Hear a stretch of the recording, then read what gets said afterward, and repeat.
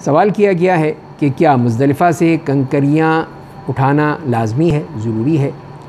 तो जैसे कि हम हदीस में पढ़ते हैं कि नबी करीम सल्लल्लाहु अलैहि वसल्लम जब अराफ़ात से मुज़दलिफ़ा तशरीफ़ लाए थे तो आपने कंकरियाँ कुछ उठाईं या मंगवाईं सहाबा इकराम से, और फिर सहाबा इकराम को दिखाईं कि देखो इस तरह की कंकरियों से तुम रमी करोगे, और वो एक गुठली जैसे होती है खजूर की गुठली उस मोटाई की, या आपके लिए जो लोबिये के दाने के बराबर इतनी मोटाई की कि वो कंकरी या पत्थर हो सकता है। कोई बड़ा पत्थर या चट्टान या कोई और चीज़ ये मारना जायज़ नहीं है।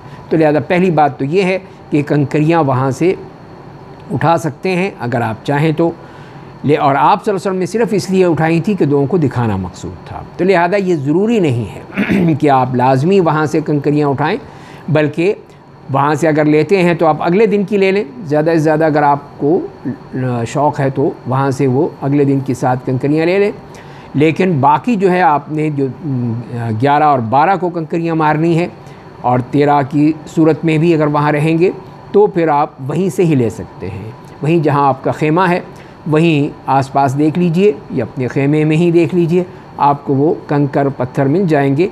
उनमें से उसके मुताबिक आप गिन कर ले जाइए जितने आपको। हर दफ़ा आपने 21 मारनी है, 3 जमारात हैं तो 7-7 कंकरियाँ मारेंगे तो 21 कंकरियाँ होंगी, वो आप वहीं से ले सकते हैं। तो लिहाजा ये समझना कि मुज़दलिफ़ा से ज़रूरी है लेना, ये सही नहीं है। और अगर आप न भी लें तो कोई हरज नहीं है, वहाँ जाके ले लें। बाकी असल काम जो है उसका ख्याल रखना चाहिए, जो अक्सर हमारे हुज्जाज किराम उसको मुअख्खर कर देते हैं, और वो है कि वहाँ पे मगरिब और इशा पहले अदा की जाए।